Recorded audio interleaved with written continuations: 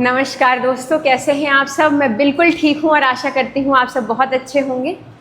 आप सबके लिए खुशखबरी है। खुशखबरी ये है कि दो बार से हम लगातार सोशल साइंस का वीडियो डाल रहे हैं, सोशल साइंस का टेस्ट डाल रहे हैं। हमने ये सीरीज चालू की थी कि एक दिन सोशल साइंस की क्लास मतलब टेस्ट होगा, अगले दिन हम साइंस का टेस्ट करेंगे। हमने वो सीरीज कंटिन्यू भी की है। साइंस का हमने एक चीज़ ये सोची है कि एक मैराथन क्लास हम लेके आएंगे। जैसे हमने साइंस की 2 मैराथन क्लासेस डाली हैं, उसमें हमने 100+ क्वेश्चंस एक ही वीडियो में आपको करवाया है। तो आज हम ये करने वाले हैं कि आज हम सोशल साइंस का टेस्ट तो कंटिन्यू करेंगे ही, 20 क्वेश्चंस की जो हम प्रैक्टिस करते हैं। साइंस के जो 100 क्वेश्चंस हैं, कैसे एमसीक्यू प्रैक्टिस, एमसीक्यू लाए जाएंगे। जो आपका एमपी टेट चयन पात्रता परीक्षा का सिलेबस है साइंस का, उसी के अकॉर्डिंग, उसी सिलेबस के अकॉर्डिंग हम 100+ एमसीक्यू आपके सामने लाएंगे। उस एमसीक्यू को सॉल्व करेंगे और जैसे हम हर वीडियो में पढ़ते हैं, हम उसका एमसीक्यू तो सॉल्व करेंगे, साथ साथ उसकी थ्योरी भी समझते चले जाएंगे, ताकि छोटी छोटी चीज़ें, छोटे छोटे कॉन्सेप्ट हमारे क्लियर होते चले जाएं। तो एक वीडियो में ही साइंस के आपको 100+ क्वेश्चंस मिल जाएंगे। तो टोटल मैराथन क्लास आपकी 3 हो जाएंगी साइंस की। तो आपको बहुत सारे क्वेश्चंस एक ही जगह मिल जाएंगे साइंस के, वो भी इंपॉर्टेंट और वो भी थोड़ा सा इलेबोरेशन के साथ, जहाँ आपको चीज़ें समझाई जाएंगी। सोशल साइंस का टेस्ट है, चल ही रहा है, आज भी होने वाला है। 20 क्वेश्चंस हमने सीरीज चालू की है सोशल साइंस और साइंस के टेस्ट की, जिसमें हम 20 क्वेश्चंस की प्रैक्टिस कराते हैं, जो आपके सिलेबस में इस बार है सोशल साइंस के आना है। उसमें हिस्ट्री है, पॉलिटी है, ज्योग्राफी है, इकोनॉमिक्स है। हर दिन अलग अलग तरह के क्वेश्चंस लाए जाते हैं, हर लेवल के क्वेश्चंस लाए जाते हैं, ताकि आपकी प्रैक्टिस आपके एग्जाम के लिए हो सके। तो आज वही सीरीज है, आज उसी के अकॉर्डिंग 20 क्वेश्चंस हैं। अब उन 20 क्वेश्चंस की प्रैक्टिस आपको करनी है। चलिए शुरू करते हैं। पहला सवाल है, किसी वस्तु की लोच, इलास्टिसिटी क्या होती है, बताइए। इकोनॉमिक्स का क्वेश्चन है ये। किसी वस्तु की लोच, इंग्लिश में इसको बोलते हैं इलास्टिसिटी, का क्या तात्पर्य होता है। वस्तु की गुणवत्ता, मूल्य में परिवर्तन के प्रति मांग की संवेदनशीलता, उत्पादन लागत या वस्तु की आपूर्ति, बताइए।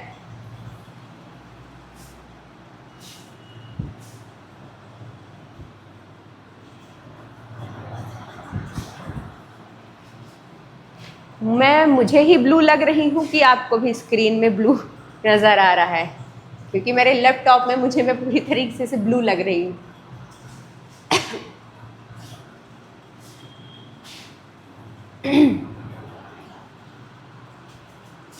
अब ब्लैक हो गए भाई, क्या हो रहा है चेक करना ज़रा, एक सेकेंड।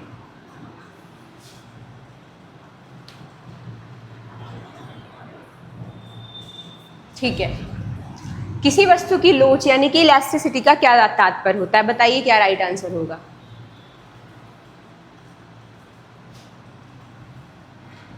किसी वस्तु की लोच इलास्टिसिटी क्या होती है, सबसे पहले ये जान लीजिए।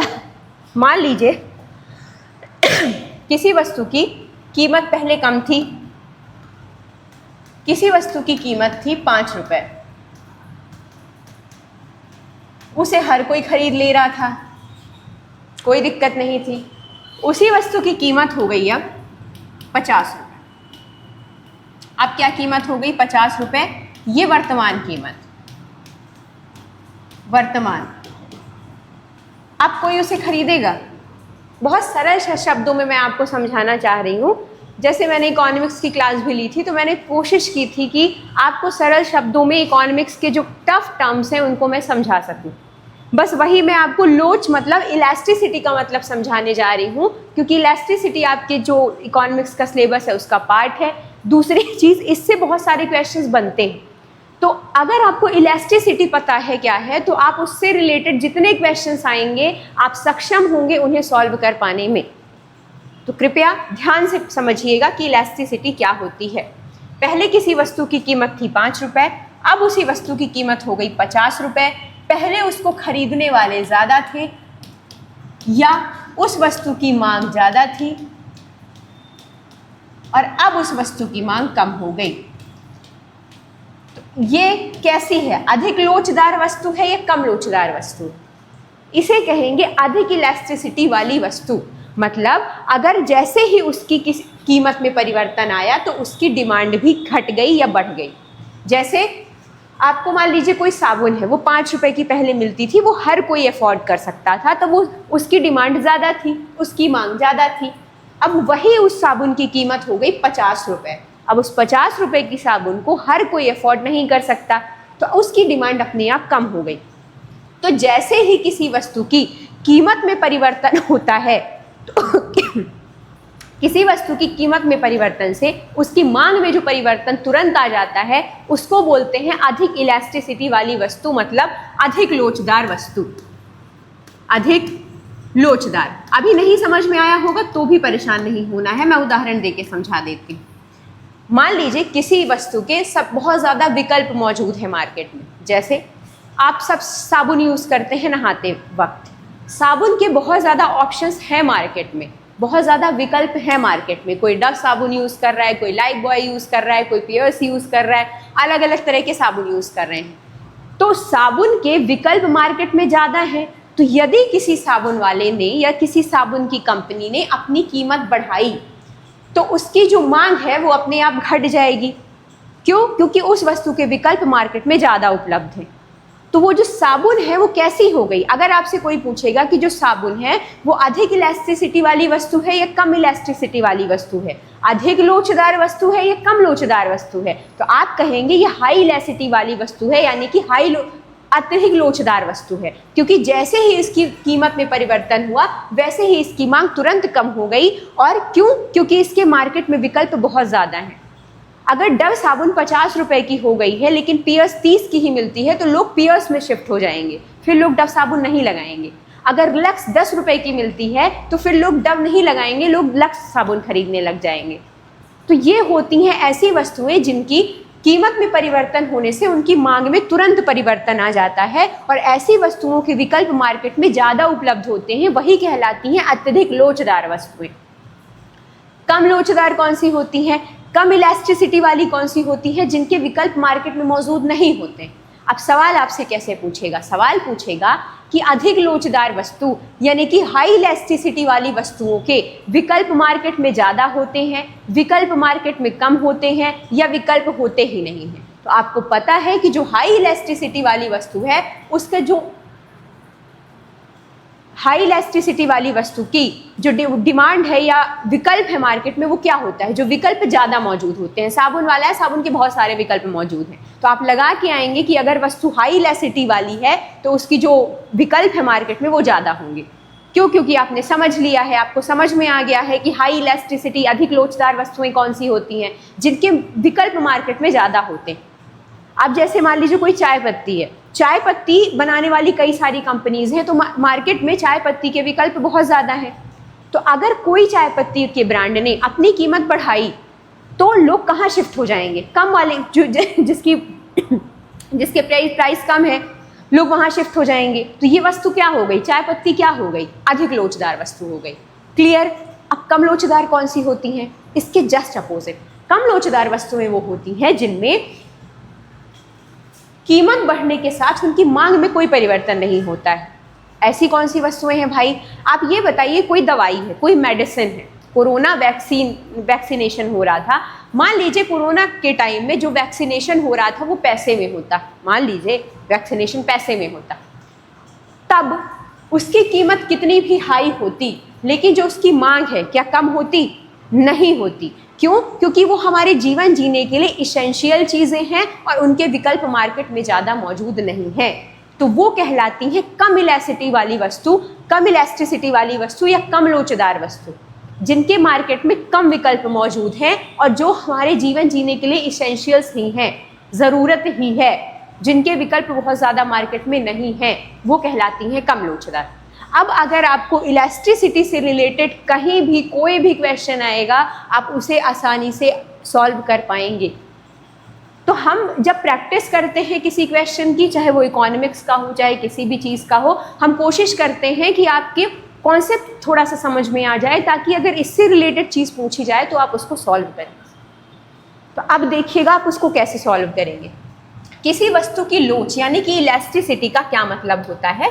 ऑप्शन में था मूल्य में परिवर्तन, मूल्य मतलब कीमत में परिवर्तन से मांग में संवेदनशीलता या मांग में परिवर्तन हो जाना। तो क्या जैसे ही कीमत बढ़ी, अधिक लोचदार वस्तु की कीमत जैसे ही बढ़ी वैसे ही उसकी मांग कैसी हो गई? डाउन हो गई।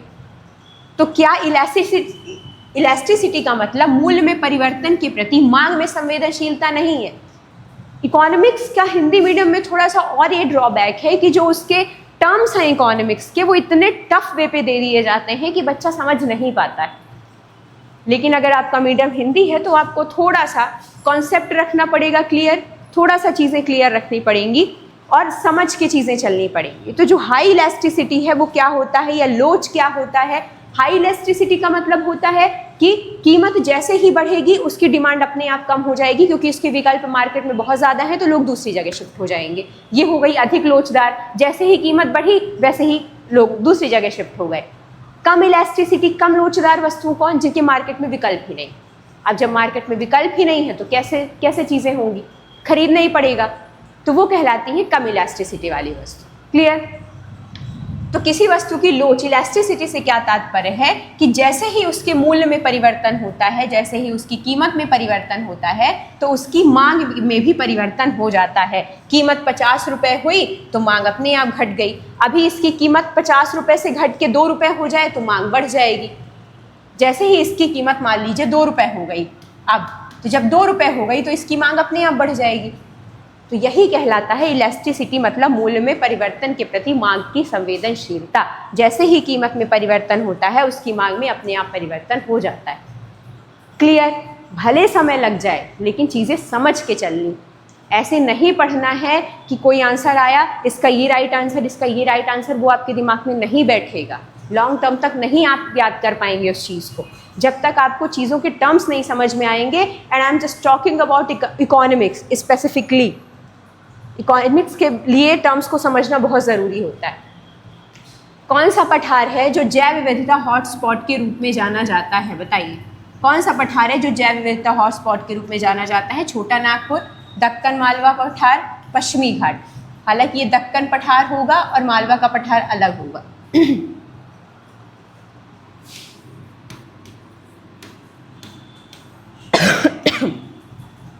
बताइए कौन सा पठार है जो जैव विविधता हॉटस्पॉट के रूप में जाना जाता है? और आपको इवैल्यूएशन खुद करना है इस चीज़ का कि इस क्लास के बाद 20 क्वेश्चंस में आपके कितने आंसर सही हो रहे हैं, और आपको कमेंट करके बताना है। कोई फ़र्क नहीं पड़ता है कितने सही है, बताना ज़रूर है, और कहाँ से आप ये वीडियो देख रहे हैं ये बताना है। तो भारत का कौन सा पठार जैव विविधता हॉटस्पॉट के रूप में जाना जाता है? तो वो है पश्चिमी घाट। पश्चिमी घाट में कई तरह की वनस्पतियाँ पाई जाती हैं जो सिर्फ उसी रेंज में पाई जाती हैं। पश्चिमी घाट एक ऐसा रेंज है जहाँ पे आपकी कावेरी, कृष्णा जैसी नदियाँ निकलती हैं ब्रह्मगिरी पहाड़ियों से। पश्चिमी घाट वो वाला रेंज है जहाँ पे बहुत ज़्यादा बायोडाइवर्सिटी पाई जाती है। तो बायोडाइवर्सिटी हॉटस्पॉट के रूप में किसे जाना जाता है? पश्चिमी घाट को। छोटा नागपुर का पठार कौन सा रेंज है? बताइए, आपको पता है क्या? मान लीजिए आ गया कि छोटा नागपुर का पठार किस रेंज का पार्ट है, कहाँ है? तो छोटा नागपुर के पठार को ही, ये कहाँ पाए जाते हैं? भारत के पूर्वी भाग में। ये पूर्वी भाग में पाए जाते हैं। छोटे नागपुर का जो पठार है वो पूर्वी भाग में पाया जाता है। स्पेसिफिकली जो इसका विस्तार है वो सबसे ज़्यादा कहाँ है? झारखंड। अधिकांश विस्तार इसका भारत के किस राज्य में है? अधिकांश विस्तार झारखंड में है। बाकी आप छत्तीसगढ़ जैसे है, छत्तीसगढ़ है, उड़ीसा है, यहाँ भी इसका विस्तार है। लेकिन अगर अधिकांश की बात की जाए तो अधिकांश विस्तार कहाँ है इसका? झारखंड में। क्लियर? और बाकी ये तो है ही है छोटा नागपुर का पठार छत्तीसगढ़, उड़ीसा, बिहार वाले रेंज में, क्योंकि जो छोटा नागपुर का पठार है वो भारत के किस हिस्से में है? पूर्वी हिस्से में। पूर्वी हिस्से में है। दक्कन का पठार क्या है? बताइए कहाँ है दक्कन का पठार? दक्कन के पठार, जो दक्कन का पठार है वो भारत का सबसे बड़ा प्रायद्वीपीय पठार माना जाता है। साउथ में है ये, सतपुड़ा रेंज के नीचे। तो जो दक्कन का पठार है, अगर सवाल आ जाए कि भारत का सबसे बड़ा प्रायद्वीपीय पठार कौन सा है, तो भारत का सबसे बड़ा प्रायद्वीपीय पठार दक्कन का पठार है। क्वेश्चंस कैसे भी पूछ सकता है किसी भी प्रकार से, तो याद रखिएगा। हाई डाइवर्सिटी पश्चिमी घाट, आप सबको पता है पश्चिमी घाट में कौन कौन से स्टेट आते हैं? जैसे महाराष्ट्र है, गुजरात है, केरल है, ये कहाँ है? ये सब पश्चिमी घाट के पार्ट। क्लियर? महाराष्ट्र, गुजरात तो स्पेसिफिकली। छोटा नागपुर का पठार, छोटा नागपुर का पठार कहाँ है, भारत के किस भाग में है, पूर्वी भाग में है, और सबसे ज़्यादा किस राज्य में फैला हुआ है, झारखंड में, और उसके साथ साथ ये छत्तीसगढ़, उड़ीसा और बिहार राज्यों में भी है। इतना क्लियर हुआ। अब आते हैं दक्कन के पठार में, क्योंकि जब पठार पढ़ ही रहे हैं तो सारे पठार जान लेते हैं। दक्कन के पठार को कहा जाता है भारत का सबसे बड़ा प्रायद्वीपीय पठार। सवाल आ जाए कि भारत का सबसे बड़ा प्रायद्वीपीय पठार कौन सा है, तो भारत का सबसे बड़ा प्रायद्वीपीय पठार है दक्कन का पठार। प्रायद्वीपीय पठार कौन सा है, भारत का सबसे बड़ा प्रायद्वीपीय पठार है दक्कन का पठार। सबसे बड़ी बात कहाँ है ये, मैंने आपको क्या बताया, जो दक्कन का पठार है वो साउथ वाले एरिया में है। साउथ मतलब जैसे आप तमिलनाडु है, तेलंगाना है, महाराष्ट्र है, ये इन क्षेत्रों में जो दक्कन का पठार है वो फैला हुआ है। क्लियर। आंध्र प्रदेश है और भी अनेक राज्य हैं जहाँ दक्कन के पठार का विस्तार है।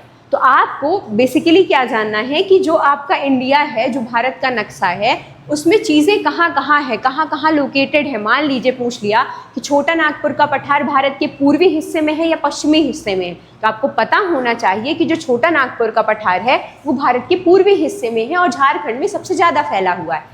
पूछ लिया कि भारत का सबसे बड़ा प्रायद्वीपीय पठार कौन सा है, तो पता होना चाहिए कि भारत का सबसे बड़ा प्रायद्वीपीय पठार दक्कन का पठार। दक्कन का पठार कहाँ है, बेसिकली जो साउथ वाले स्टेट हैं वहाँ पे, जैसे तमिलनाडु है, तेलंगाना है, कर्नाटक है, महाराष्ट्र है, आंध्र प्रदेश है।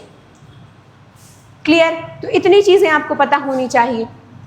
कर्नाटक, गोदावरी, कृष्णा, कावेरी जैसी नदियाँ हैं वो यहीं बहती हैं, इसी में दक्कन के पठार में ही बहती हैं, ये आपको पता चल गया। तो अब क्या बचा, मालवा। मालवा भी जान लेते हैं। अब ऐसा थोड़ी है कि पढ़ के निकल के आंसर देख के बस निकल चलो, मालवा दिया है, मालवा भी जानेंगे क्या है। मान लीजिए मालवा से सवाल पूछ लिया, फिर मालवा कहाँ है, मालवा का पठार आप ही के मध्य प्रदेश में, मध्य प्रदेश और जो उत्तर पूर्वी राजस्थान के क्षेत्रों में है, उत्तर पूर्वी राजस्थान के क्षेत्रों में मालवा का पठार फैला हुआ है।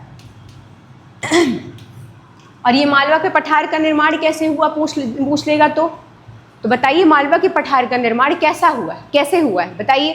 बहुत ज़्यादा पूछा जाने वाला सवाल है और मध्य प्रदेश का पेपर है तो ये पूछा जाना लाजमी है। मालवा के पठार का जो निर्माण हुआ है वो ज्वालामुखी लावा के कारण हुआ है। पूछ सकता है ये उसके पूछे जाने की संभावना ज़्यादा है क्योंकि आपके मध्य प्रदेश का ही सवाल है। ज्वालामुखी लावा से निर्मित है ये पठार। तो अगर सवाल मान लीजिए पूछ लिया कि ज्वालामुखी लावा से निम्नलिखित में से कौन सा पठार निर्मित है, छोटा नागपुर का पठार, दक्कन का पठार, मालवा का पठार या बुंदेलखंड का पठार, तो आप क्या लगा के आएंगे कि ज्वालामुखी जो लावा है उससे निर्मित कौन सा है, मालवा का पठार। और इसी में क्या पाई जाती है, मालवा के पठार में ही पाई जाती है काली मिट्टी।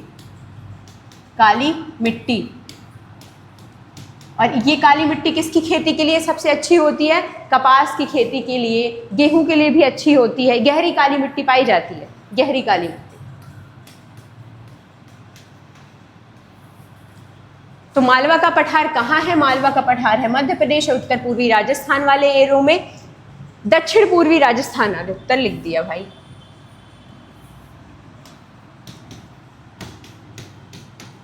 दक्षिण पूर्वी राजस्थान वाले क्षेत्रों में। और कैसे निर्मित है मालवा का पठार, ज्वालामुखी लावा से निर्मित है। मालवा के पठार में कौन सी मिट्टी पाई जाती है, तो मालवा के पठार में गहरी काली मिट्टी पाई जाती है जो गेहूं और कपास की खेती के लिए बहुत ज़्यादा उपयुक्त है। ऑब्वियस सी बात है, ज्वालामुखी लावा से जब निर्मित है ये पठार तो वहाँ काली मिट्टी ही पाई जाएगी। दूसरी चीज़, यहाँ चंबल है, नंदा है, ऐसी नदियाँ बहती हैं। तो कभी सवाल आ जाए कि मालवा रेंज में कौन कौन सी नदियाँ बहती हैं, तो चंबल है, बेतवा है, केन है, ये नदियाँ इस मालवा के पठार में से होके बहती हैं। तो जब हम पठार पढ़ ही रहे हैं तो क्यों ना हम सब पढ़ लें। तो उत्तर भारत, ये छोटा नागपुर का पठार आपने क्या जाना कहाँ है, भारत के पूर्वी हिस्से में, झारखंड राज्य में सबसे ज़्यादा फैला हुआ है। बाकी ये उड़ीसा है, छत्तीसगढ़ है, बिहार जैसे क्षेत्रों में भी है। भारत का सबसे बड़ा प्रायद्वीपीय पठार किसे कहा जाता है, दक्कन के पठार को। ये बेसिकली साउथ वाले क्षेत्र में है, जैसे तेलंगाना है, तमिलनाडु है, आंध्र प्रदेश है, कर्नाटक है। मालवा का पठार कहाँ है, मध्य प्रदेश और दक्षिण पूर्व राजस्थान वाले एरिया में है। ये ज्वालामुखी लावा से निर्मित है और यहाँ गहरी काली मिट्टी पाई जाती है। क्लियर। यहाँ दक्कन का पठार है जिसमें गोदावरी है, कृष्णा है, कावेरी जैसी नदियाँ होके बहती हैं। और यही मालवा का पठार है जिसमें चंबल है, केन है, बेतवा है, ये नदियाँ बहती। क्लियर। चलिए, और सबसे ज़्यादा हाई डाइवर्सिटी या जैव विविधता हॉटस्पॉट किसे जाना जाता है? पश्चिमी घाट। तो राइट आंसर इसका था पश्चिमी घाट। क्लियर? चलिए आगे बढ़ते हैं। पंजाब किस नदी के मैदान में स्थित है? ये सवाल मैंने इसलिए रखा है क्योंकि हम करंट से रिलेट करके भी चीज़ें पढ़ें तो हमारे लिए बेहतर। और करंट मतलब आप सबको पता है कि पंजाब में कितनी भयानक बाढ़ आई हुई है, वहाँ कितने एकड़ फसल बर्बाद हो गई, कितने एकड़ ज़मीन है जो पानी में दबी हुई है, लोगों के घर बर्बाद हो चुके हैं, और ये बहुत बड़ी भीषण बाढ़ है और इसने पंजाब को बहुत दशकों पीछे ढकेल दिया है। पंजाब जितना समृद्ध राज्य था उतना ही पीछे इस बाढ़ ने उसे ढकेल दिया है। तो आपका सिलेबस में सिख धर्म है, आपके सिलेबस में ज्योग्राफी है। तो जब सिख धर्म आपकी हिस्ट्री का पार्ट है और जो ज्योग्राफी है उसमें आप पंजाब का जो जैसे नदियां हैं पंजाब की, इन सब से रिलेटेड सवाल पूछ सकता है। तो हमें करंट को ध्यान में रख के चीज़ें करनी है, हमको करंट को ध्यान में रख के चीज़ें पढ़नी है, क्योंकि जो एग्जामिनर है वो ऐसे पेपर सेट करेगा जो आपके करंट इवेंट्स हो रहे हैं उन्हीं में से वो सवाल पूछ सकता है आपसे, और आपको उसमें नज़र बनानी पड़ेगी। तो पंजाब बहुत हाईलाइटेड टॉपिक है वर्तमान में, तो इसकी ज्योग्राफी समझेंगे। सिख धर्म आपके सिलेबस का पार्ट है हिस्ट्री का, हम उसे भी जानेंगे ताकि अगर इससे रिलेटेड कोई क्वेश्चन पूछा जाए तो आपको एग्जाम हॉल में कोई परेशानी ना। क्लियर? पंजाब किस नदी के मैदान में स्थित है बताइए? गंगा, सिंधु, सतलज, यमुना। पंजाब किस नदी के मैदान में है? जल्दी बताइए। पंजाब किस नदी के मैदान में है? सतलज नदी के मैदान पे है, और इसे पंजाब की सबसे लंबी नदी कहा जाता है। पंजाब की सबसे लंबी नदी। तो पंजाब किस नदी के किनारे है या किस नदी के मैदान में है? तो पंजाब सतलुज नदी के मैदान में है। और कभी पूछ ले कि पंजाब की सबसे लंबी नदी कौन सी है, तो याद रखिएगा पंजाब की सबसे लंबी नदी है सतलज नदी। क्लियर? और इसी सतलज नदी पर कौन सा डैम बना है? भाखड़ा नागर। ये भी सवाल पूछ सकता है कि भाखड़ा नागर डैम किस नदी पर है? भाखड़ा नागर डैम पूछ तो कुछ भी सकता है आपके सोशल साइंस में। सोशल साइंस जीएस का पार्ट है, उसमें कुछ भी आएगा। पंजाब किस नदी के मैदान में है? सतलुज नदी के। पंजाब की सबसे लंबी नदी कौन सी है? सतलज। और सतलज पर ही भाखड़ा नागर डैम बना हुआ है पंजाब। क्लियर? पंजाब को 5 नदियों का क्षेत्र कहा जाता है। वो 5 नदियां कौन सी हैं उनके नाम याद रखिएगा, आपके लिए इंपॉर्टेंट है। पहली तो आप सब ने जान लिया, सतलज। दूसरी कौन सी है? व्यास। तीसरी कौन सी है? झेलम। चौथी कौन सी है? चिनाब। और 5वीं है रावी। रावी, चिनाब, झेलम, व्यास, सतलज, ये 5 नदियों के द्वाब क्षेत्र में बसा हुआ है पंजाब। तो सवाल ये पूछेगा कि पंजाब निम्नलिखित में से किस नदी के द्वाब क्षेत्र में नहीं है? तो आपको ये 5 नदियां पता होनी चाहिए, तब आप लगा के आएंगे कि कहाँ नहीं है। जब 5 पता होंगी तब। क्लियर? तो पंजाब किस नदी के मैदान में है? याद रखिएगा सतलज नदी के मैदान में। पंजाब से रिलेटेड क्वेश्चन पूछे जाने की संभावना बहुत ज़्यादा है। मैं बार बार रिपीट कर रही हूँ, बहुत भयानक बाढ़ आई हुई है वहाँ पे। ज्योग्राफी, पंजाब की ज्योग्राफी, आपका सिख धर्म, ये बहुत इंपॉर्टेंट हो जाता है आपके एग्जाम के लिए। तो पंजाब किस नदी के मैदान में? सतलज पे। पंजाब की सबसे लंबी नदी सतलज नदी पर ही है भाखड़ा नागर। और 5 नदियों का द्वाब क्षेत्र कौन सा है? सतलज, व्यास, झेलम, चिनाब, रावी, या रावी, चिनाब, झेलम, व्यास, सतलज, इनके तट पे बसा हुआ है पंजाब। क्लियर? चलिए आगे बढ़ते हैं। संविधान का कौन सा भाग संघ एवं उसके राज्य क्षेत्र को दर्शाता है? बताइए। पॉलिटी। संविधान का कौन सा भाग है जो संघ और उसके राज्य क्षेत्रों को दर्शाता है? भाग 1, भाग 2, भाग 3, भाग 4। और इसके लिए आपको आधा सेकंड का समय दिया जाता है। बताइए राइट आंसर क्या होगा? आपको भी तो इवैल्यूएशन खुद का करना है ना। इवैल्यूएशन तो आप कर ही रहे हैं कि आपसे कितने क्वेश्चंस बन रहे हैं। करिए इवैल्यूएशन। कौन सा भाग है जो संघ और उसके राज्य क्षेत्रों को दर्शाता है? संघ और उसका राज्य क्षेत्र, बताइए।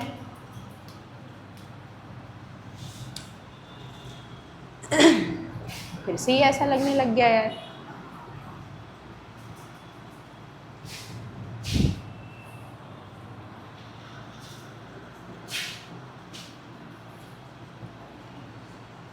कुछ दिक्कत हो रही है इसमें। कौन सा भाग संघ और उसके राज्य क्षेत्र को दर्शाता है? तो कौन सा भाग है? आप सब लगा चुके हैं, आप सबको पता है, संविधान के भाग सब ने पढ़े हैं। तो कौन सा भाग है जो संघ और उसके राज्य क्षेत्र को दर्शाता है? भाग 1 दर्शाता है। क्लियर? भाग 1 में क्या है? संघ और उसका राज्य क्षेत्र, मतलब भारत कैसा है? भारत राज्यों का संघ है। भारत को कहीं हर संविधान में किस रूप में जाना गया है? राज्यों के संघ के रूप में जाना गया है। एक सवाल ये भी पूछता है कि भारत को संविधान में किस रूप में वर्णित किया गया है? तो भारत को संविधान में राज्यों के संघ के रूप में वर्णित किया गया है। कहीं भी भारत शब्द का वर्णन नहीं है संविधान, भारत, इंडिया, कहीं नहीं। क्या है? हिंदुस्तान, ये ऐसे शब्द नहीं है। क्या भारत कैसा है? भारत राज्यों का संघ है, राज्यों के संघ के रूप में है, जिसमें संघ का मतलब ये होता है राज्य अपनी मर्जी से इस संघ से अलग नहीं हो सकते हैं। क्लियर?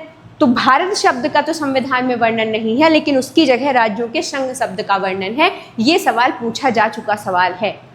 अगला, संघ और उसका राज्य क्षेत्र भाग 1 में है कि जो यूनियन है, संघ है, उसमें विभिन्न राज्य शामिल हैं, उनका वर्णन भाग 1 में है। संविधान के भाग 2 में नागरिकता है, आप सब जानते हैं, 5 to 11, आर्टिकल 5 to 11। ये भी पूछा जाता है ना कि किस आर्टिकल से किस आर्टिकल तक नागरिकता का वर्णन किया गया है।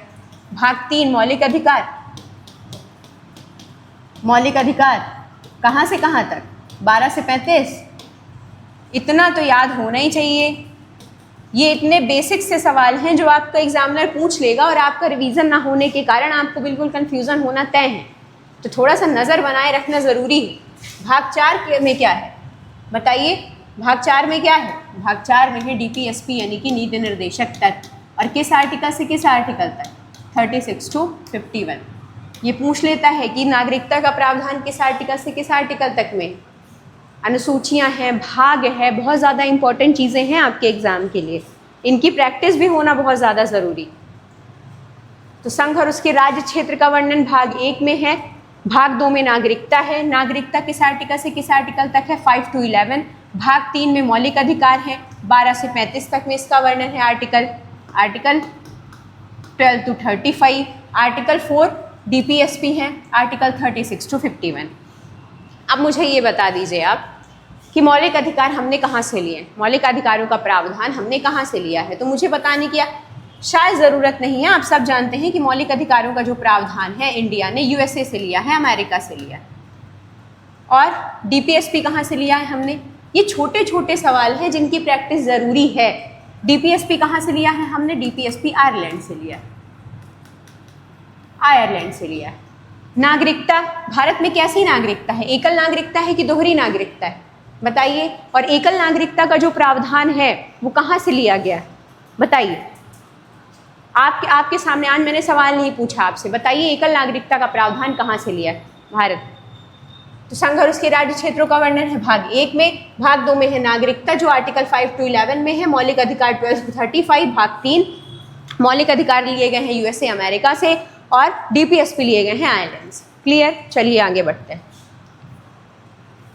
42वें संविधान संशोधन को किस नाम से जाना जाता है? जल्दी बता दीजिए। 42वें संविधान संशोधन को किस नाम से जाना जाता है? 42 कॉन्स्टिट्यूशनल अमेंडमेंट किस नाम से जाना जाता है? लघु संविधान, मौलिक अधिकार संशोधन, न्यायिक स्वतंत्रता संशोधन या पंचायत विस्तार संशोधन? जल्दी बता दीजिए, आधा सेकंड का समय है। बहुत बार पूछा गया सवाल है, बहुत नॉर्मल सा सवाल है और फिर बहुत ज़्यादा संभावनाएं होती हैं इसको पूछने की।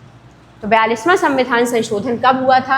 42वां संविधान संशोधन हुआ था 1976 में और इसे कहा जाता है लघु संविधान। लघु संविधान के पीछे कहने का रीज़न ये है कि इस कॉन्स्टिट्यूशनल अमेंडमेंट से हमारा जो इंडियन कॉन्स्टिट्यूशन है उसमें बहुत ज़्यादा चेंजेस किए गए थे, बहुत ज़्यादा परिवर्तन किए गए थे।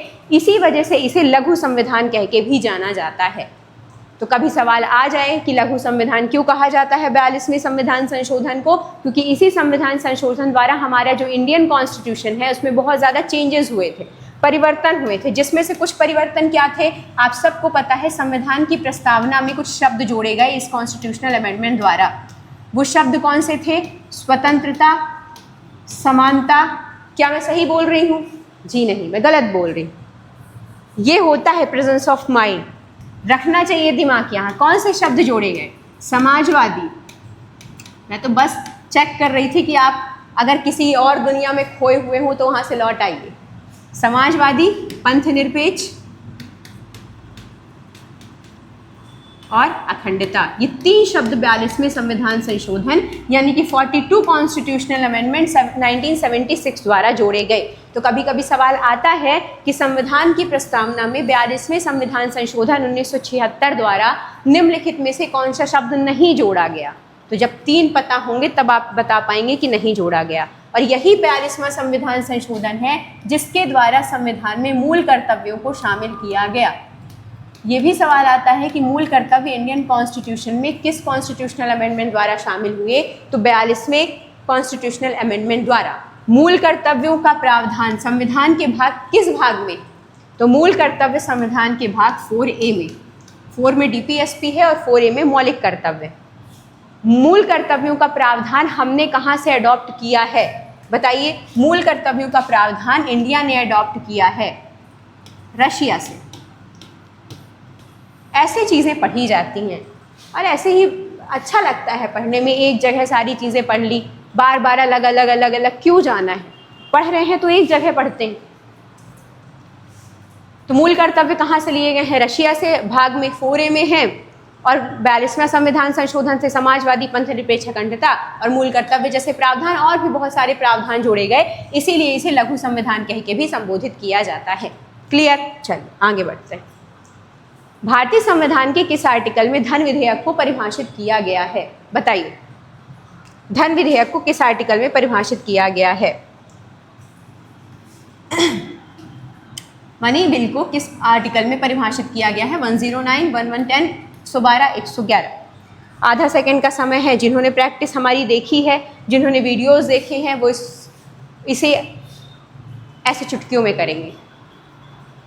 तो आप सबको बताया गया है ये सवाल कि जो धन विधेयक है वो संविधान के किस आर्टिकल में है। आर्टिकल 110 में है। और धन विधेयक के बारे में आप सबको बताया गया है कि ये कहाँ पेश होता है। धन विधेयक कहाँ पेश होता है, सिर्फ लोकसभा में। सिर्फ लोकसभा में। तो धन विधेयक कहाँ पेश हो रहा है, धन विधेयक पेश हो रहा है सिर्फ लोकसभा में। और ये सवाल पूछा जाता है कि धन विधेयक कहाँ पेश होता है, लोकसभा में, सिर्फ लोकसभा में, सिर्फ राज्यसभा में, या लोकसभा या राज्यसभा दोनों में। तो आपको लगा के आना है कि धन विधेयक पेश होता है सिर्फ और सिर्फ लोकसभा में। दूसरी चीज, धन विधेयक को राज्यसभा परिवर्तित कर सकती है, उसमें संशोधन कर सकती है या नहीं कर सकती है। तो दिमाग में रखिएगा कि धन विधेयक जब लोकसभा से पारित होकर राज्यसभा जाता है तो राज्यसभा ना तो इसमें कोई परिवर्तन कर सकती है, ना इस विधेयक को अस्वीकार कर सकती है। और राज्यसभा कितने दिन के भीतर स्वीकृति देना अनिवार्य है राज्यसभा को। तो राज्यसभा को 14 दिन के भीतर, ये सवाल पूछा जाता है कि राज्यसभा को धन विधेयक पर कितने दिन के भीतर स्वीकृति देना अनिवार्य है। तो 14 दिन के भीतर अपनी स्वीकृति देना अनिवार्य है। कोई विधेयक धन विधेयक है या नहीं, इसका निर्णय कौन करता है। तो कोई विधेयक धन विधेयक है या नहीं, इसका निर्णय लोकसभा अध्यक्ष करते हैं। और यहाँ आपका धन विधेयक कंप्लीट होता है। अगर धन विधेयक से रिलेटेड कोई सवाल आएगा तो फैक्चुअल में तो यही चीज़ें आएंगी कि धन विधेयक कौन से आर्टिकल में है, आर्टिकल 110 में है। धन विधेयक कहाँ पेश होता है, तो ये सिर्फ और सिर्फ लोकसभा में पेश होगा। क्या राज्यसभा इसमें परिवर्तन कर सकती है, बिल्कुल नहीं कर सकती। राज्यसभा या क्या संशोधन कर सकती है, नहीं कर सकती है। क्या अस्वीकार कर सकती है, नहीं कर सकती है। उसको 14 दिन के भीतर इस जो धन विधेयक है उस पर अपनी स्वीकृति देना अनिवार्य है। कोई विधेयक धन विधेयक है या नहीं, इसका निर्णय कौन करता है, ये सवाल पूछा जाएगा। तो इसका निर्णय करता है लोकसभा अध्यक्ष की कोई विधेयक धन विधेयक है या नहीं। क्लियर। तो जिन्होंने आर्टिकल 110 लगाया था उनका आंसर बिल्कुल सही है और उन्हें 1 नंबर मिलता है। यहाँ बधाई हो आपको। कावेरी जल विवाद किन 2 राज्यों के बीच में है बताइए। कावेरी जल विवाद किन 2 स्टेट्स के बीच में। जल विवाद बहुत ज़्यादा पूछे जाते हैं और इम्पॉर्टेंट क्वेश्चन। कावेरी जल विवाद किन 2 स्टेट्स के बीच में है बताइए।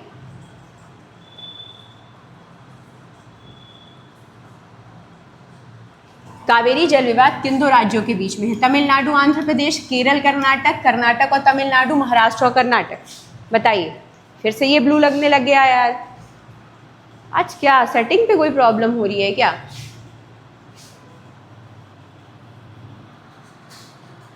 जैसे ही मैं उधर जाती हूँ वो सही हो जाता है। कावेरी जल विवाद किन दो राज्यों के बीच में है? चलिए बताइए, आपके सामने आधा सेकेंड।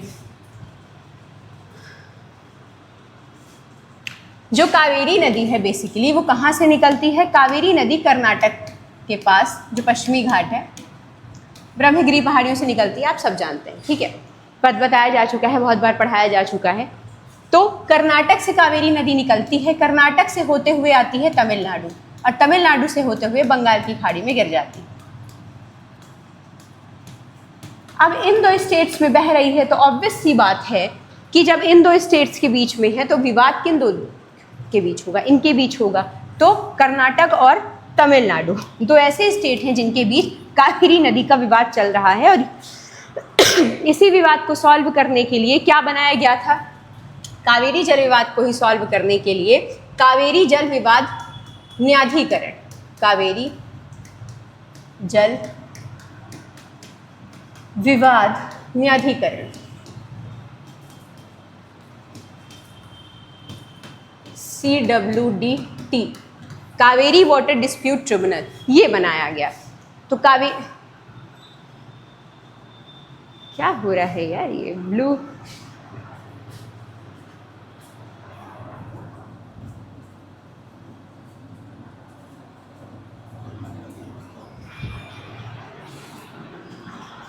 ये मेरे लैपटॉप की प्रॉब्लम है कि आपको भी बीच बीच में ऐसा ब्लू जैसा लगने लग जाता है, क्योंकि मुझे जो दिख रहा है उसमें तो ब्लू हो जाता है सब कुछ। थोड़ा सा कोऑपरेट करिएगा, आज कुछ सेटिंग में प्रॉब्लम है लगता है, इसको सॉल्व करते हैं। तो कावेरी जल विवाद किन दो राज्यों के बीच में है? कर्नाटक और तमिलनाडु में है। कावेरी नदी का उद्गम कहाँ से होता है? कर्नाटक से होता है, फिर ये तमिलनाडु में बहती हुई बंगाल की खाड़ी में गिर जाती है। सवाल पूछा जाता है कावेरी नदी अरब सागर में गिरती है कि बंगाल की खाड़ी में? तो बंगाल की खाड़ी में। और कावेरी जल विवाद को ही सॉल्व करने के लिए क्या बनाया गया था? कावेरी जल विवाद न्यायाधिकरण, यानी कि कावेरी वाटर डिस्प्यूट ट्रिब्यूनल बनाया गया था। इसे याद रखिएगा, 2018 में जो सुप्रीम कोर्ट है उन्होंने कावेरी नदी को राष्ट्रीय संपत्ति घोषित कर दिया था। तो मान लीजिए सवाल पूछ लेता है कि कावेरी नदी को राष्ट्रीय संपत्ति कब घोषित किया गया? तो 2018 में सुप्रीम कोर्ट ने कावेरी नदी को राष्ट्रीय संपत्ति घोषित कर दिया था, राष्ट्रीय संपत्ति घोषित किया। और दोनों स्टेट्स के बीच में कावेरी नदी का जो बंटवारा होना था, कावेरी जल का जो बंटवारा होना था, उसका प्रबंधन किया। तो अगर कभी सवाल आए कि कावेरी नदी का सुप्रीम कोर्ट ने इसे राष्ट्रीय संपत्ति कब घोषित किया, तो इसे किया था 2018 में। और इसके राष्ट्रीय संपत्ति घोषित करने के साथ ही कर्नाटक और तमिलनाडु के बीच कैसे जल का बंटवारा होगा इसका प्रबंधन करने का आदेश दिया था। क्लियर? तो कावेरी जल विवाद किन दो स्टेट्स के बीच में है? कर्नाटक और तमिलनाडु। कुछ लिंक्स भी पूछी जाती हैं, जैसे आपका मध्य प्रदेश का एग्जाम है, केन बेतवा लिंक सुनी होगी आपने, वो उससे रिलेटेड क्वेश्चन भी पूछे जाएंगे। तो हम जैसे जैसे ये टेस्ट करते चले जाएंगे, नई नई चीज़ें आपको प्रैक्टिस हम कराएंगे, उसका टेंशन नहीं लेना है। क्लियर? 44वां संविधान संशोधन जिसने आपातकालीन शक्तियों को सीमित किया, किस प्रधानमंत्री के कार्यकाल में हुआ था? पूछ रहा है 44वां संविधान संशोधन यानी कि 44 कॉन्स्टिट्यूशनल अमेंडमेंट, जिसने आपातकालीन शक्तियों को सीमित कर दिया था यानी कि कम कर दिया था, वो किस प्रधानमंत्री के कार्यकाल में हुआ? ये इंपॉर्टेंट क्वेश्चन है, ये पूछता है प्रधानमंत्री से रिलेटेड क्वेश्चन कि किस प्रधानमंत्री के कार्यकाल में क्या हुआ था। तो आप सबको पता है कि 44वां संविधान संशोधन अधिनियम कब आया? 44वां संविधान संशोधन अधिनियम आया था 1978 में। और इसके पहले 1978 के पहले आप सबको पता है भारत में आपातकाल लग चुका था। आपातकाल से पूरा भारत प्रभावित था, यानी कि इमरजेंसी लगी थी 1978 के पहले। तो जब इमरजेंसी लगी थी उस टाइम पीएम कौन थी? तो जब इमरजेंसी लगी थी तो उस टाइम पीएम थी इंदिरा गांधी जी, और इंदिरा गांधी जी के ही टाइम पे आया था 42 कॉन्स्टिट्यूशनल अमेंडमेंट। 42 कॉन्स्टिट्यूशनल अमेंडमेंट यानी कि 44वां संविधान संशोधन 1976। तो जैसे ये सवाल पूछ रहा है कि 44वां संविधान संशोधन किस प्रधानमंत्री के कार्यकाल में आया था, 44वां संविधान संशोधन किस पीएम के यानी कि प्रधानमंत्री के कार्यकाल में आया था, तो ये भी तो पूछ सकता है कि 42वां संविधान संशोधन किस प्रधानमंत्री के कार्यकाल में आया था। नहीं पूछ सकता? बिल्कुल पूछ सकता है। तो याद रखिएगा कि 44वां संविधान संशोधन किस प्रधानमंत्री के कार्यकाल में आया जिसने आपातकालीन शक्तियों को कम किया, तो वो कोई और नहीं बल्कि मोरारजी देसाई थे। तो मोरारजी देसाई के टाइम में कौन सा आया? 44वां कॉन्स्टिट्यूशनल अमेंडमेंट आया 1978, जिसने आपातकाल से जो भारत प्रभावित था उन शक्तियों को सीमित किया, आपातकाल की शक्तियों को सीमित किया। इंदिरा गांधी जी के टाइम में कौन सा कॉन्स्टिट्यूशनल अमेंडमेंट आया था? 42वां संविधान संशोधन 1976। राजीव गांधी जी के कार्यकाल में कौन सा आया था? तो आप सबको पता है 52वां संविधान संशोधन 1985, जो किससे संबंधित था? दल बदल से। और इसी में संविधान में कौन सी नई अनुसूची जोड़ी गई? इसी कॉन्स्टिट्यूशनल अमेंडमेंट द्वारा संविधान में 10वीं अनुसूची को जोड़ा गया। तो जब प्रधानमंत्री पढ़ ही रहे हैं तो फिर अच्छे से पढ़ ही लीजिए। 44वां किसके टाइम में आया था? मोरारजी देसाई जी के टाइम पे। 42वां किसके टाइम में आया था? इंदिरा गांधी जी के टाइम में। राजीव गांधी जी के टाइम पे कौन सा आया था? 52वां संविधान संशोधन 1985, जो किससे संबंधित था? दल बदल से। और इसी के अंतर्गत संविधान में 10वीं अनुसूची जोड़ी। अटल जी के समय कौन सा कॉन्स्टिट्यूशनल अमेंडमेंट आया था? बताइए, अटल जी के समय कौन सा कॉन्स्टिट्यूशनल अमेंडमेंट आया था? आप सब में से किसी को पता है? अटल जी के समय आया था 86वां संविधान संशोधन 2002, 86वां कॉन्स्टिट्यूशनल अमेंडमेंट 2002, जो किससे संबंधित था? शिक्षा के अधिकार से संबंधित था। 6 से 14 साल तक के बच्चों को निःशुल्क और अनिवार्य शिक्षा, और यही भारत का क्या बना? 11वां मूल कर्तव्य बना। 86वें संविधान संशोधन 2002 द्वारा ही ये प्रावधान आया कि 6 से 14 साल तक के बच्चों को निःशुल्क अनिवार्य शिक्षा मिलेगी, और इसी के अंतर्गत संविधान में एक नया आर्टिकल भी जोड़ा गया था, वो आर्टिकल था 21A। तो जब पढ़ा जाए तो थोड़ा सा ऐसे पढ़ा जाए। तो 44वां किसके समय आया था? कई सारे, मुझे एक कमेंट याद आ गया, एक ने कमेंट किया कि दीदी आप इतनी सारी चीज़ें एक जगह बताती हो, फिर लास्ट में हमें भूल जाता है आंसर क्या था। तो मतलब वो एक बहुत पॉजिटिव कमेंट था, मतलब कि आप एक जगह सारी चीज़ें आप बता देते हो तो चीज़ें तो क्लियर होती हैं, लेकिन फिर ये भूल जाता है कि क्वेश्चन क्या पूछा था। तो मुझे वही याद आ गया, तो हंसी आ गई। 44वां संविधान संशोधन, तो मैं आंसर आपको बता रही हूँ कि 44वां संविधान संशोधन किसके टाइम आया था? मोरारजी देसाई जी के टाइम पे आया था। इंदिरा गांधी जी के टाइम पे आया था 42वां संविधान संशोधन 1976। राजीव गांधी जी के टाइम में 52वां आया था, जो दल बदल से संबंधित था, और इसी के अंतर्गत संविधान में 10वीं अनुसूची जुड़ी। अटल जी के टाइम में आया था 86वां संविधान संशोधन 2002, जो 6 से 14 साल तक के बच्चों को निःशुल्क अनिवार्य शिक्षा प्रदान करता था, और इसी के अंतर्गत संविधान में आर्टिकल 21A को जोड़ा गया। क्लियर? तो जो इस क्वेश्चन का आंसर है वो है मोरारजी देसाई। क्लियर? चलिए, केंद्रीय बजट में राजकोषीय घाटा क्या दर्शाता है? बताइए, केंद्रीय बजट में राजकोषीय घाटा क्या दर्शाता है? राजकोषीय घाटा क्या होता है? कुल प्राप्तियां, कुल व्यय, कुल प्राप्तियां व्यय, कुल व्यय माइनस प्राप्तियां, कुल व्यय, कुल पूंजीगत प्राप्तियां। आप मुझे ये बताइए, घाटा कब होता है? किसी भी चीज का घाटा कब होता है? जब आपका व्यय ज्यादा हो और आय कम हो, आय कम हो और व्यय ज्यादा हो, तब होता है घाटा। क्लियर? फिर ये ब्लू हो गया, कोई बात नहीं, देखते हैं इसका कल कुछ करते हैं सेटिंग। राजकोषीय घाटा क्या दर्शाता है? जब कोई चीज़ व्यय ज़्यादा होती है और आय कम होती है। घाटा तो तभी होगा ना जब व्यय ज़्यादा होगा और आय हमारी कम हो रही है। मान लीजिए मेरी सैलरी है 5,000 रुपये महीना, 5,000 रुपये महीना मेरा क्या है? आय है, लेकिन जो मेरे महीने का खर्च है वो कितना है? 10,000 है। तो मेरा व्यय ज़्यादा है बल्कि आय मेरी कम है, तो वहाँ मुझे घाटा होगा। तो घाटा कब होता है? जब किसी व्यक्ति की व्यय ज़्यादा होता है और आय कम होती है। तो ऑब्वियस सी बात है, राजकोषीय घाटा में जो भी टर्म आएगा उसमें व्यय पहले होगा, वैसे ही चीज़ें घटेंगी। तो ये दोनों अब आप यहाँ पे देख रहे हैं, क्योंकि प्राप्तियों में से व्यय घटाएंगे तो प्राप्तियाँ ज़्यादा हैं। जब प्राप्तियों में व्यय घट रहा है इसका मतलब है प्राप्तियाँ ज़्यादा हैं, ये तो होंगे नहीं। क्या ज़्यादा होता है? व्यय ज़्यादा होता है, तब होता है घाटा। अब इन दोनों में से आप देखिए क्या राइट आंसर होगा। तो जब राजकोषीय घाटा वो होता है जब सरकार के कुल व्यय में, कुल व्यय सरकार का प्राप्तियों से कम होता है, मतलब जो सरकार का पैसा जाता है वो मिलने वाले पैसे से कम होता है। तो राइट आंसर हो जाएगा कुल व्यय माइनस राजस्व प्राप्तियां और गैर ऋणीय पूंजी प्राप्तियां। इसका मतलब क्या होता है मैं एक बार फिर समझा देती हूँ। हालांकि इकोनॉमिक्स की जो मैराथन क्लास ली थी मैंने, उसमें इसी तरह के MCQ करवाए हैं। इसी तरह के MCQ में मैंने आपको छोटी छोटी चीज़ें बैलेंस ऑफ पेमेंट्स, राजकोषीय घाटा, ये टर्म्स समझाए हैं। जिन्होंने वो क्लास नहीं ली है प्लेलिस्ट वाले ऑप्शन में जाइए, आपको ज्योग्राफी, इकोनॉमिक्स, हिस्ट्री, पॉलिटी से रिलेटेड इसी तरह की मैराथन क्लासेस मिलेंगी, जिसमें हमने एक वीडियो में 100+ क्वेश्चंस आपको हर वीडियो में करवाए हुए हैं और इसी तरीके से एक्सप्लेन करने के साथ ही। तो वो वीडियो ज़रूर देख लीजिएगा। जिन्होंने इस वीडियो को अभी तक शेयर नहीं किया है दोस्तों के साथ शेयर ज़रूर कर दीजिएगा। इंस्टाग्राम की लिंक, जो मेरा इंस्टाग्राम चैनल है उसकी लिंक इस वीडियो के डिस्क्रिप्शन में है, टेलीग्राम लिंक है, ज्वाइन कर लीजिएगा। तो राजकोषीय घाटा क्या होता है? जब सरकार का जो व्यय है वो प्राप्तियों से ज़्यादा हो जाता है। पहले तो इतना समझिए कि व्यय ज़्यादा हो रहा है सरकार का प्राप्तियों से, और उन प्राप्तियों में भी क्या शामिल होती है? गैर ऋण पूंजी प्राप्तियां। मतलब कि जैसे सरकार ने क्या बनाया, कहीं मॉल बनाया और वो सरकारी मॉल है, मैं सिर्फ एग्जाम्पल के तौर पे कह रही हूँ कि सरकार ने कोई मॉल बनाया, वो सरकारी मॉल है और उस सरकारी मॉल में जाने के लिए एंट्री फीस मिलती है, या वहाँ जो भी उन्होंने दुकानें दे रखी हैं रेंट पे वो सरकार की प्रॉपर्टी है, तो वो सरकार की आय होगी। लेकिन अगर उस प्रॉपर्टी को बनाने में सरकार ने कहीं से ऋण लिया हुआ है, तो जब उससे आय प्राप्त होगी तो सरकार को वो ऋण चुकाना होगा या नहीं चुकाना होगा?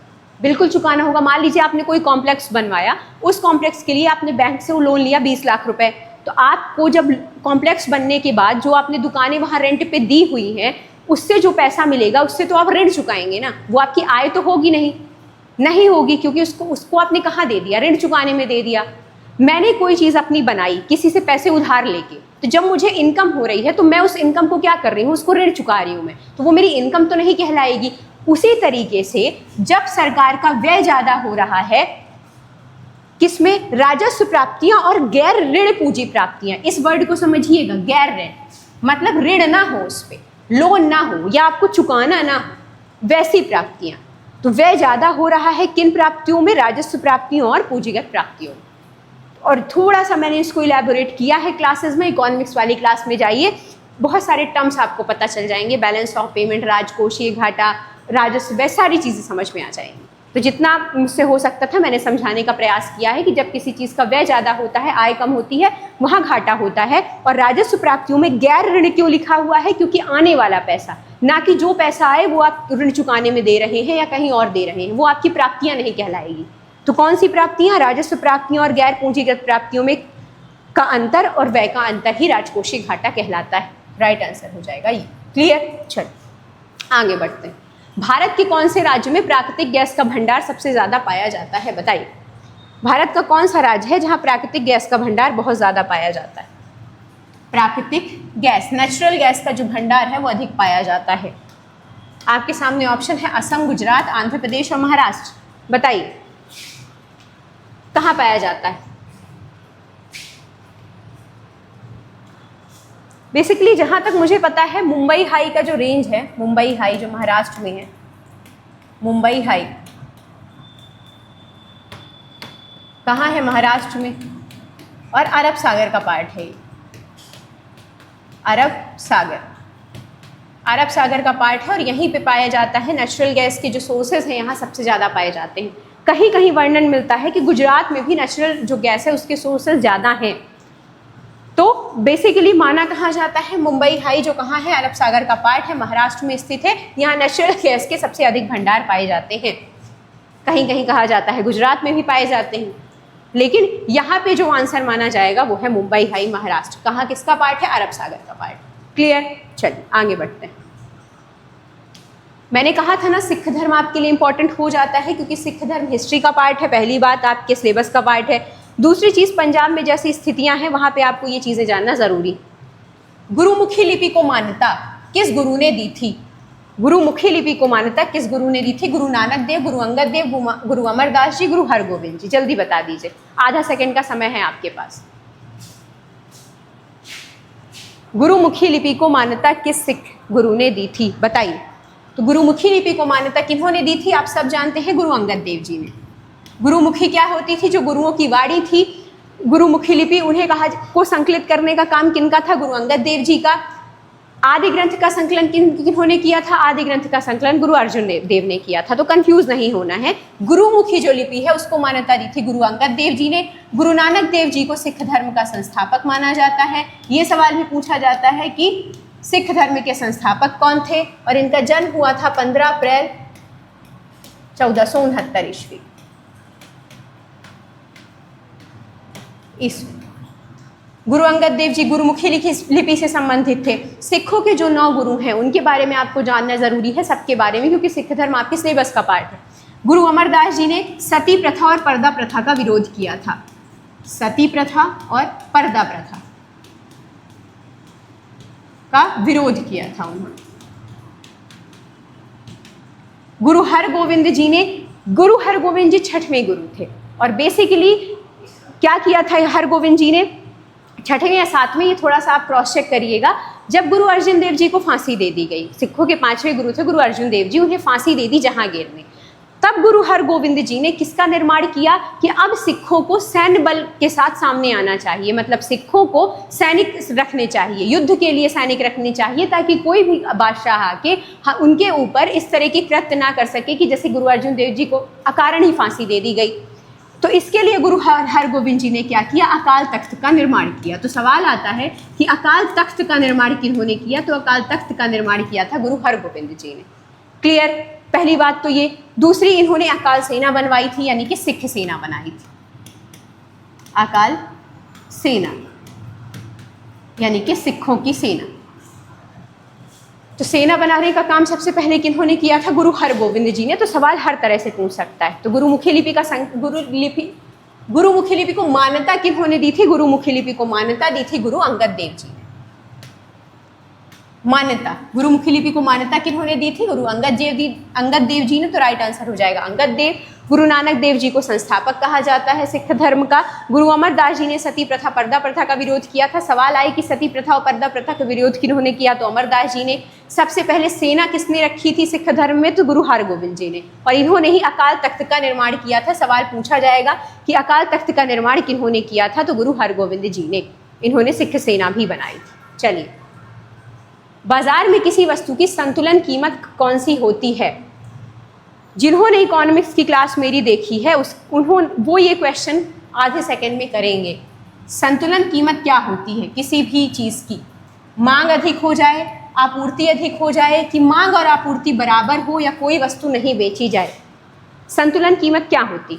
देखिए, आप सबको पता है जब मार्केट में डिमांड मैंने बताया था ज़्यादा होती है और सप्लाई कम होती, तो क्या होता है? महंगाई होती है, इन्फ्लेशन आता है, महंगाई बढ़ती है। जब किसी वस्तु की डिमांड ज़्यादा है, समोसे वाले का बताया था मैंने, समोसे की डिमांड ज़्यादा है लेकिन समोसे की सप्लाई कम है, तो वो मनमर्जी पे देगा समोसे, महंगा बेचेगा। लेकिन अगर वही डिमांड कम हो जाए और उसकी सप्लाई ज़्यादा है, तो उसको जो कस्टमर कहेगा रेट उसी पे देना पड़ेगा, मतलब सस्ता देना पड़ेगा। तो इकोनॉमी स्लो डाउन हो जाएगी ऐसी स्थिति में। तो स्थितियाँ दोनों ही अच्छी नहीं है, ना तो इन्फ्लेशन की स्थिति सही है, ना तो इकोनॉमिक स्लो डाउन की स्थिति सही है। तो संतुलन की स्थिति क्या कहलाती है? जब मांग और आपूर्ति दोनों बराबर हो। कौन सी स्थिति? जब मांग और आपूर्ति दोनों बराबर हो। जितनी मांग है मार्केट में या जितनी इकोनॉमी में मांग है जिस चीज़ की, उतनी ही आपूर्ति अवेलेबल हो जाए।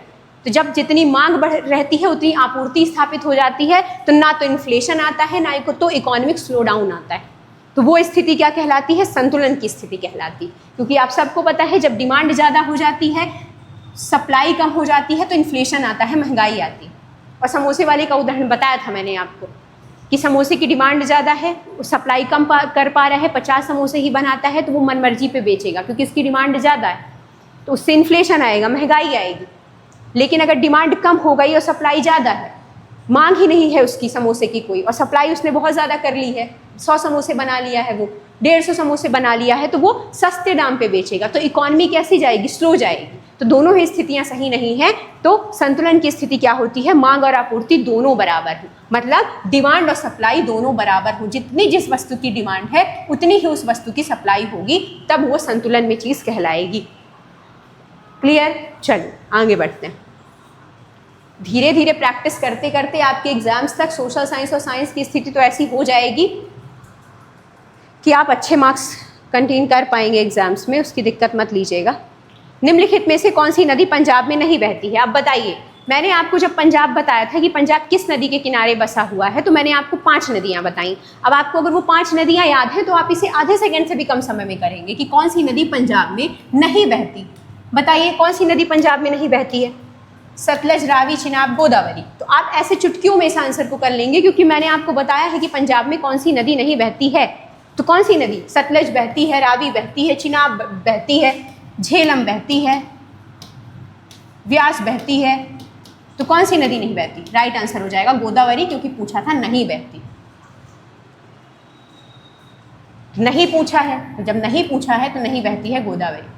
और पंजाब किन 5 नदियों के किनारे बसा है? रावी, सतलज, व्यास, झेलम, चिनाब। क्लियर? चलिए, 5 नदियों के किनारे बसा हुआ। अगला क्वेश्चन है कि यदि किसी वस्तु की लोच ज़्यादा है 1 से, तो इसका अर्थ क्या होता है? मैंने आपको इलास्टिसिटी बताई थी। इलास्टिसिटी क्या होती है किसी चीज़ की? यदि किसी वस्तु की कीमत में परिवर्तन होता है तो उसकी मांग में किस अनुसार परिवर्तन होता है? जैसे मैंने समझाया था कि पहले किसी वस्तु की कीमत 5 रुपये थी तो उसे लेने वाले ज़्यादा थे। अब उसी वस्तु की कीमत 50 रुपये हो गई तो उसकी मांग घट गई। मांग क्यों घट गई? क्योंकि उसके मार्केट में विकल्प ज़्यादा हैं। मैंने साबुन का एग्जाम्पल दिया आपको कि यदि कोई व्यक्ति डव शैम्पू या डव साबुन का यूज़ कर रहा था और वही डव साबुन 50 रुपये की हो गई, लेकिन लक्स मार्केट में 10 रुपये की अवेलेबल है, तो जैसे ही उस वस्तु की कीमत बढ़ेगी वैसे ही उस वस्तु की मांग कम हो जाएगी, और ये कहलाती है अधिक लोचदार वस्तु, यानी कि हाई इलास्टिसिटी वाली वस्तुएं, और इन्हीं के विकल्प मार्केट में ज़्यादा उपलब्ध होते हैं। अब आप आइए क्वेश्चन क्या कह रहा है कि यदि किसी वस्तु की लोच ज़्यादा है, मांग की लोच 1 से ज़्यादा है, तो इसका मतलब क्या होगा? ऑप्शन है वस्तु अत्यधिक आवश्यक है, वस्तु की मांग अकुंठनीय है, वस्तु विलासिता की वस्तु है, और उपभोक्ता की आय अधिक है। इलास्टिसिटी वाली वस्तुएं वो होती हैं जिनकी जो डिमांड और सप्लाई के आधार पे ऊपर नीचे होती रहती हैं। लोच ज़्यादा है, इलास्टिसिटी ज़्यादा है किसी वस्तु की। जब इलास्टिसिटी ज़्यादा है मतलब यदि अगर हमारे हाथ में पैसा आएगा, यदि किसी व्यक्ति के हाथ में पैसा होगा तो वो डिमांड बढ़ाएगा, और जैसे ही उस व्यक्ति के हाथ में पैसा कम आ जाएगा वो डिमांड घटा देगा। इनमें शामिल होती है विलासिता की वस्तुएं। कैसे? मान लीजिए पहले कोई व्यक्ति 5 रुपए की साबुन यूज़ कर रहा था। मैं साबुन का एग्जाम्पल दूंगी क्योंकि समझने में आसान लगे। पहले कोई व्यक्ति 5 रुपए की साबुन यूज़ कर रहा था, अब उसी व्यक्ति की आय बढ़ गई। जैसे उस वस्तु की आय बढ़ी वैसे ही उस वस्तु ने विलासिता को बढ़ा दिया। विलासिता का मतलब होता है लिविंग ऑफ स्टैंडर्ड्स, और लिविंग ऑफ स्टैंडर्ड को उसने बढ़ा के अब वो 50 रुपए की साबुन यूज़ कर रहा है। तो उससे क्या होता है, जैसे पैसा आया वैसे मांग बढ़ा दी गई मार्केट में, और जैसे ही पैसा कम हो गया वैसे ही मांग घट गई। मेरे हाथ में अचानक से पैसा आया तो मैं विलासिता वाली वस्तुओं का यूज़ करने लग गई। तो मैंने क्या किया? विलासिता की वस्तु ने क्या बढ़ा दी? मांग बढ़ा दी। और जैसे ही मेरे हाथ में पैसा कम हो गया तो विलासिता की वस्तु अब मैं यूज़ नहीं करूँगी तो मांग घट जाएगी। तो जब एक वस्तु की मांग की लोच इलास्टिसिटी ज़्यादा होती है, इसका अर्थ होता है वस्तु विलासिता की। मतलब विलासिता की वस्तुएं वो होती हैं जिनका हम ऐशो आराम में यूज़ करते हैं। हमारे हाथ में पैसा होगा तो हम यूज़ करेंगे, और जैसे ही पैसा नहीं होगा तो विलासिता की वस्तुएं कम हो जाएंगी। क्लियर? चलिए, तो जब उस वस्तु की मांग की लोच ज़्यादा है, इलास्टिसिटी ज़्यादा है, मतलब वो अत्यधिक लोचदार वस्तु है, आसानी से डिमांड और सप्लाई ऊपर नीचे हो सकती है, तो जैसे ही हमारी आय बढ़ेगी हम विलासिता की वस्तुओं का उपयोग करेंगे, और जैसे ही हमारी आय घट जाएगी हम इनका उपयोग करना बंद कर देंगे, और ये हो जाती हैं अधिक लोचदार वस्तुएं, हाई इलास्टिसिटी वाली वस्तुएं। क्लियर? तो राइट आंसर हो जाएगा अधिक विलासिता की वस्तु। इसी वजह से मैंने कहा था कि अगर एक बार क्वेश्चन को थोड़ा ठीक से समझ लिया जाए तो चीज़ें ठीक हो जाती हैं। हर क्वेश्चन का आंसर हम कर पाते हैं उस कॉन्सेप्ट से रिलेटेड। भारतीय उपमहाद्वीप की सबसे पुरानी पर्वत श्रृंखला कौन सी है? भारतीय उपमहाद्वीप की सबसे पुरानी, जल्दी बता दीजिए। हिमालय, विंध्याचल, सतपुड़ा, अरावली। आधा सेकंड का समय है। सबसे पुरानी पूछा है तो आप सब जानते हैं कि सबसे पुरानी पर्वत श्रृंखला कौन सी है? अरावली पर्वत श्रृंखला। अरावली पर्वत श्रृंखला कहाँ है? राजस्थान में सबसे ज़्यादा, राजस्थान वाले एरिया में सबसे ज़्यादा है अरावली पर्वत श्रृंखला, और सबसे पुरानी भी मानी जाती है। यहाँ कई सारे मिनरल्स मिलते हैं, जैसे तांबा है और यूरेनियम है। यहाँ कई सारे मिनरल्स भी मिलते हैं। और हिमालय तो आपको पता है ये नवीन वरित पर्वत का उदाहरण है। ये सवाल भी पूछा जाता है कि निम्नलिखित में से कौन नवीन वरित पर्वत का उदाहरण है?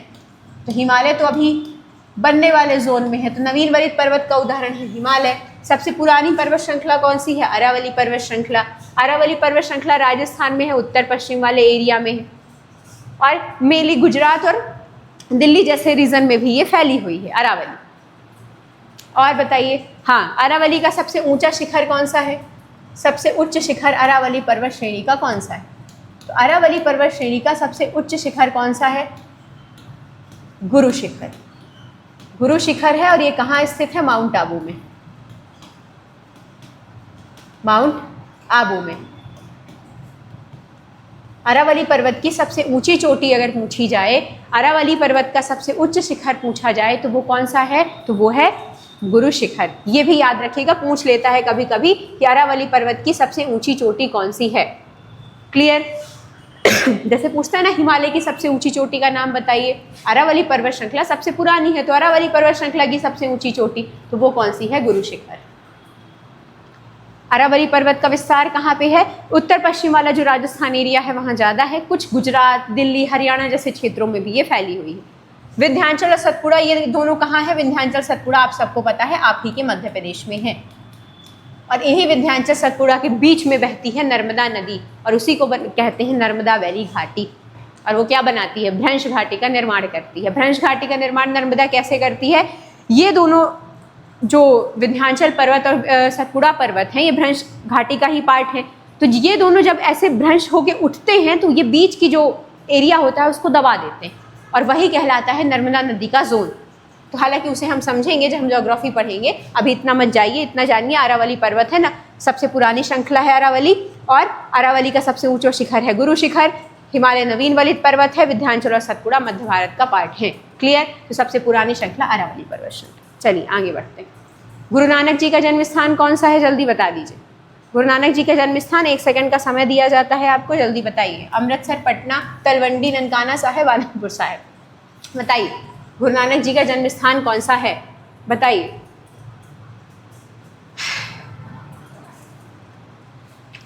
जल्दी बताइए, गुरु नानक जी का जन्म स्थान कौन सा है?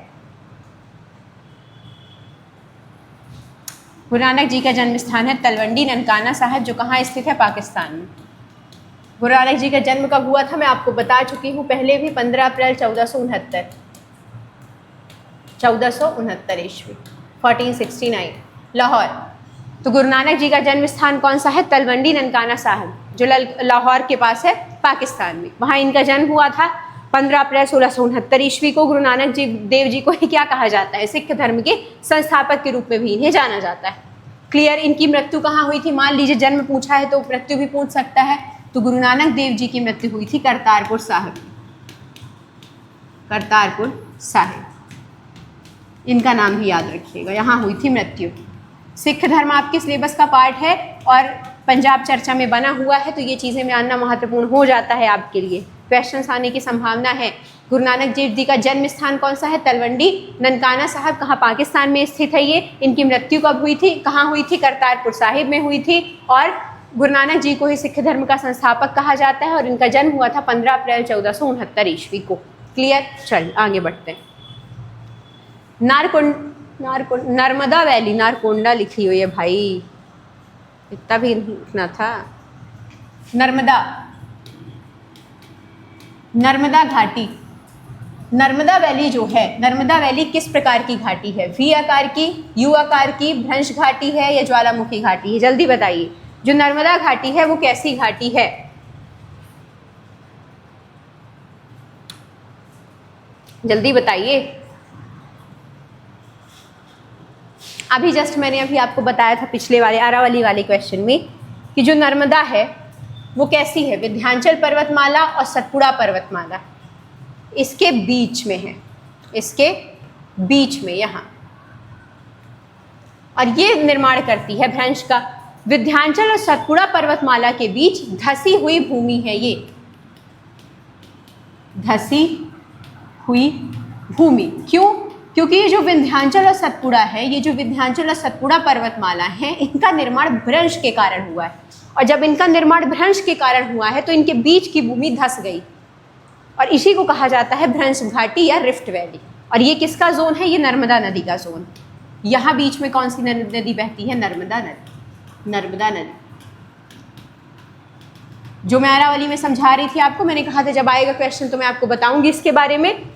नर्मदा वैली किस प्रकार की घाटी का हिस्सा है? तो याद रखिएगा विंध्याचल पर्वतमाला और सतपुड़ा पर्वतमाला के बीच की जो धसी हुई भूमि होती है उसको वही नर्मदा नदी की रिफ्ट वैली कहलाती है। धसी क्यों है? क्योंकि विंध्याचल पर्वतमाला और सतपुड़ा पर्वतमाला का जो निर्माण है वो भ्रंश के कारण हुआ है और उसके कारण ये जो इनके बीच की भूमि है ये धस गई है और इसी को कहा जाता है क्या? रिफ्ट वैली भ्रंश घाटी। कभी सवाल आए कि नर्मदा नदी का जो भ्रंश घाटी वाला एरिया है वो क्यों धस गया है? तो विंध्याचल और सतपुड़ा पर्वतमाला इन दोनों के भ्रंश के निर्माण के कारण जो बीच की भूमि है वो धस गई है और उसी को कहा जाता है भ्रंश घाटी। तो भ्रंश घाटी का निर्माण कौन करता है? नर्मदा नदी। एक सवाल मैं और पूछती हूँ, अवनालिका अपर्दन कौन सी नदी करती है?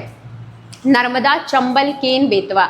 आप कमेंट करके बताइए कि जो अवनालिका अपर्दन है वो किस नदी द्वारा किया जाता है? चंबल, नर्मदा, केन, बेतवा। कमेंट करके बताइए। और भ्रंश घाटी को बहुत ज़्यादा बच्चों को कन्फ्यूज़न होता है इस क्वेश्चन में, बहुत कन्फ्यूज़ होते हैं भ्रंश घाटी और अवनालिका अपर्दन। तो बिल्कुल कंफ्यूज नहीं होना है। भ्रंश घाटी रिफ्ट वैली, अगर आपने ये समझ लिया ना कि रिफ्ट वैली बनती कैसी है तो कभी नहीं भूलेगा कि भ्रंश घाटी नर्मदा बनाती है। ये जान लीजिए नर्मदा नदी बहती है विंध्याचल और सतपुड़ा के बीच में। विंध्याचल और सतपुड़ा का निर्माण भ्रंश के कारण होता है।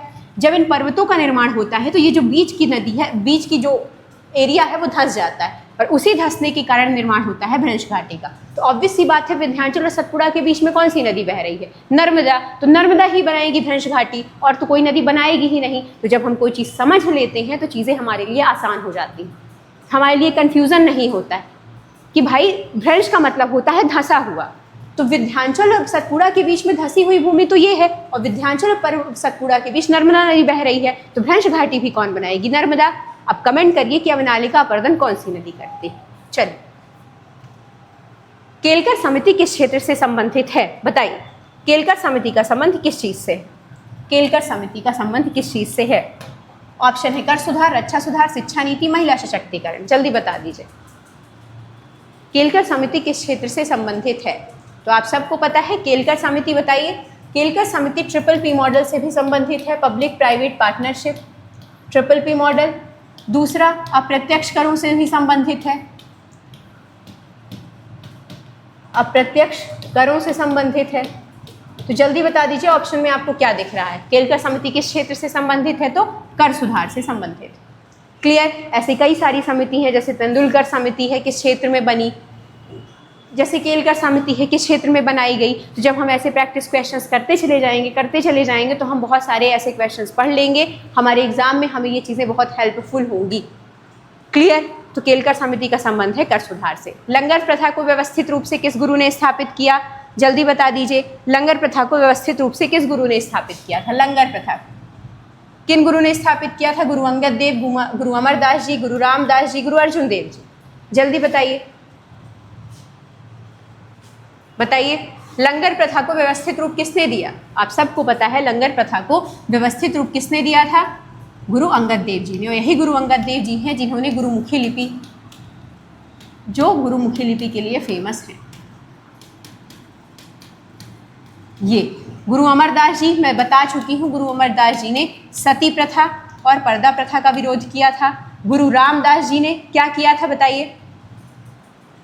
अमृत सरोवर था पहले, उसी के नाम पे अमृतसर बसाया था। जमीन किसने दी थी गुरु अमरदास जी को? जमीन दी थी अकबर ने, जमीन दी थी अकबर ने। तो याद रखिएगा गुरु अमरदास जी कौन थे? जिन्हें जमीन दी गई थी अकबर द्वारा। उन्होंने अमृतसर नामक शहर बसाया।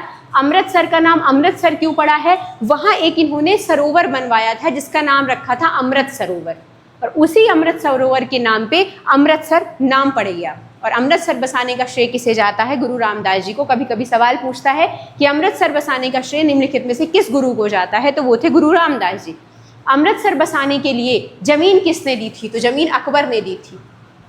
अमृतसर का नाम किस सरोवर के नाम पे पड़ा है? तो अमृत सरोवर के नाम पे पड़ा है। क्लियर? गुरु अर्जुन देव जी सिखों के 5th गुरु, इन्होंने ही आदि ग्रंथ का संकलन किया था। गुरु अर्जुन देव जी को फांसी किसने दी थी? जहांगीर, जहांगीर ने फांसी दे दी थी। और आदि ग्रंथ का संकलन भी गुरु अर्जुन देव जी द्वारा किया गया। तो जिस सिखों के 9 गुरु हैं वो बहुत ज़्यादा इंपॉर्टेंट हैं। खालसा पंथ की स्थापना किसने की थी? गुरु गोविंद सिंह जी ने की थी 1699 ईस्वी में।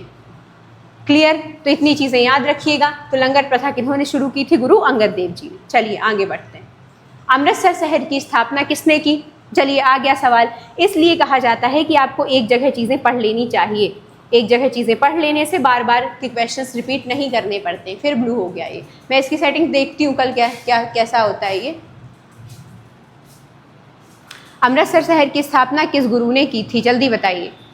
गुरु रामदास, गुरु अर्जुन देव, गुरु हरगोविंद सिंह जी। अभी मैंने बताया कि अमृतसर शहर की स्थापना किन्होंने की थी? गुरु रामदास जी ने की थी। और जमीन किसने दी थी? अकबर ने की थी। और अमृतसर का नाम अमृतसर क्यों पड़ा?